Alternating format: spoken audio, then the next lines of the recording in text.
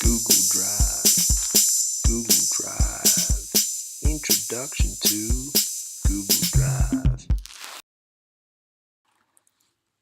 So the thing that really ties in all your Google apps is called Google Drive, and the symbol for that is this green, yellow and blue symbol here.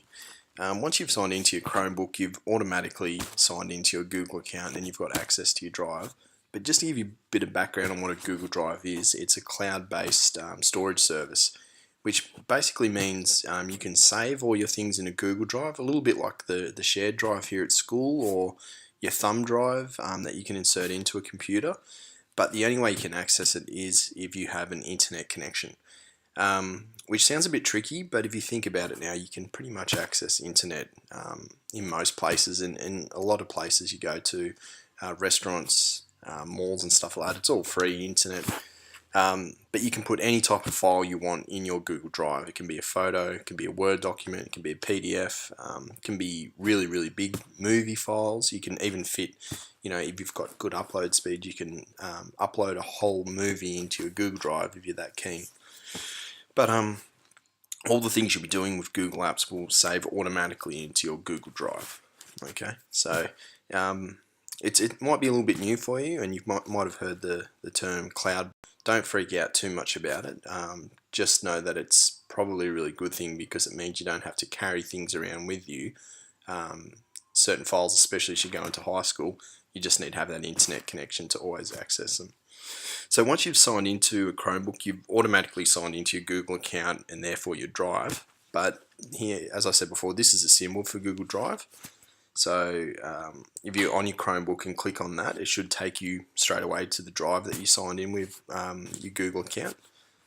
If you're not, if you're on a PC or a Mac and you sign in to your Google account,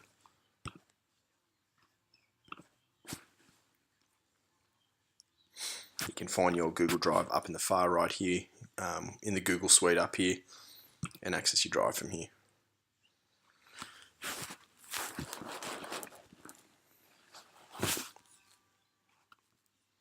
And you can see my school Google Drive. It's pretty organised. There's not too much in it just yet. I've only just started using it in the last couple of weeks, really.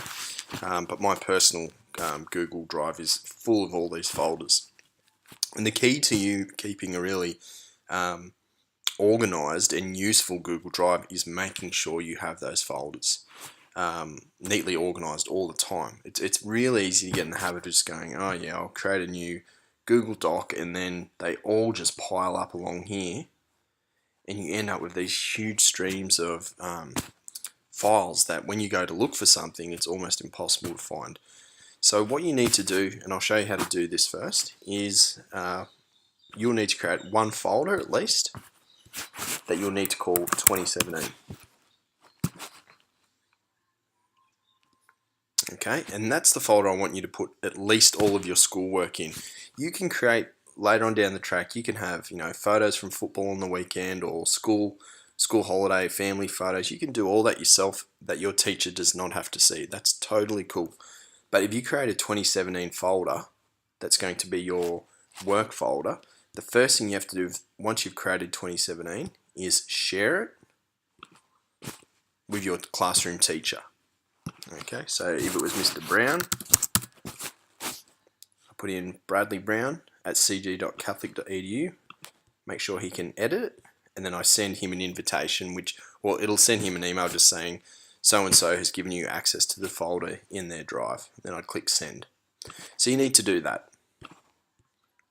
Then within that folder, I want you to create 4 other folders. Okay, so your 2017 folder, that's what we're going to call your root folder. Okay, that's where everything is going to be in basically for this year for school. Within that, I want you to create 4 folders. Term 1 folder, Term 2, and I'm guessing you can see where this is going. Term 3, let's get those caps going. And the Term 4 folder. And obviously you only use those folders when you're in that term. So beginning of the year, you've got a Term 1 folder ready to go. Now within that Term 1 folder, you create your subject folders. So got science, new folder for maths. And you just ask your teacher, say, what folders do you want me to create? Do we need to create a religion folder? Do we need to create, whatever your history unit is on, all those types of things. It'll be up to your teacher whether or not they want you, say within science, to create a week 1 folder for science, and then obviously a week 2 as you move into week 2, week 3, week 4. And that might seem like a lot of work, but trust me, down the line, it will just make it so much easier for you to have all your information put in the right place, and it's so much easier to find.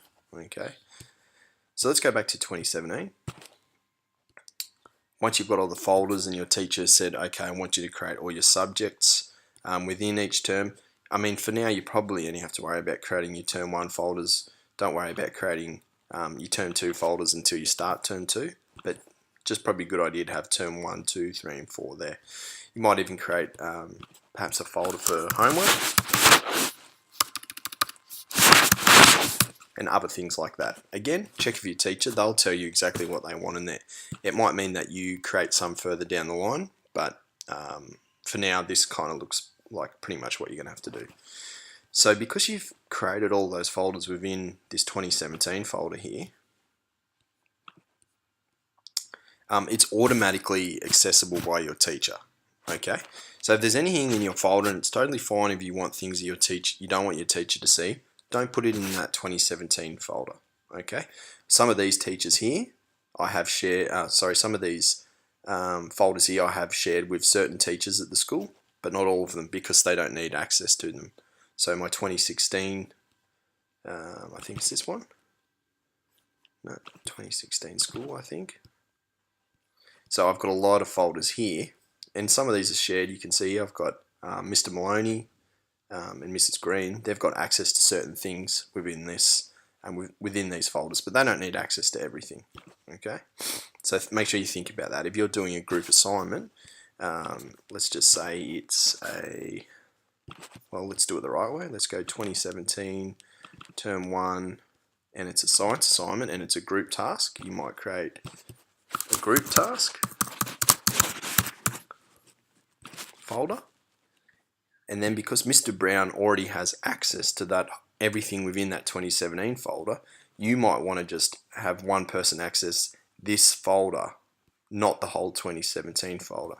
So you can go over here, click share, and enter the person. So it might be just Mrs. Green. I want to access that one. I don't want her to access everything in my 2017 folder, just this group task thing.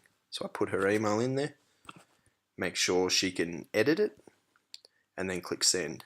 If I want somebody to see things in that folder but not actually change them, I select can view only and then click send, and they get an invitation in their email and they accept the invitation to access that folder. Okay. So some other things on the side here that are really interesting about your folder, your drive. So when someone shares something with you, let's just say I've created a Google Doc and I've shared it with Mr. Brown, it will pop up in his shared with me section of his drive. Okay, so you can see here something that Mrs. Hall has shared with me, an English syllabus reading and writing document. So I can click on that, and I think she's given me editing, and you can see other people have been accessing it, like Mrs. Allen. So anytime someone shares something with you, you can always see it in this section here. Okay, and that means you can edit it, but you don't actually own that that document or whatever it is. You can make a copy for yourself to save into your own drive for later on, but you technically still don't own that document. Your recent section of your drive, that'll just show you things that you worked on last. So you can see here, it's things that I've in relation to what we're talking about now, Google Apps. I've been doing some stuff on it lately today. So you can see they're the things I've been working on today. If it was something a little bit later in the week, I can go back there, and then earlier this year. So stuff for the basketball carnival, etc. Okay. So on your in your drive here, you've got your Google Photos. If you want that set up for something for you, I'm quite happy to give you some a private tutorial on how to set up Google Photos. But basically, I mean, you can just upload them any way you want, but if you've got like an iPod or something and you want to set that up to automatically save all your photos that you take with your iPod into your Google Drive, it's a really good way to free up space on your iPod or on a phone or something like that, and keep them all neatly organized. So I haven't used it too much with this Google account, but you can see here, I've got a picture of Ruby. We were just having some fun dressing her up, but also like a few screenshots of things, and they just go automatically into my Google Photos, which is really cool. They're all really neatly organized. So yeah, I can show you that another time. And then anything that you have deleted sits in your bin. Now the really cool thing about your bin is you can delete as many things as you want, and it will free up all the space in your Google Drive, but you can leave everything in your bin. You never have to empty it, but it will never take up any space in your drive, which is really, really helpful. So I make a habit of deleting things, putting them in the bin, but I never actually empty my bin. You can empty your bin if you want, but I have to admit, on a few occasions, I've had to go back into my bin to retrieve things that I thought I wanted to delete, but I actually needed later on. So lesson learnt there. So that's how you basically set up your drive, how you access it, how you share things with people, what all these things along here mean. There's a few little display options over here, but it's a little bit kind of up to you how you want to see that.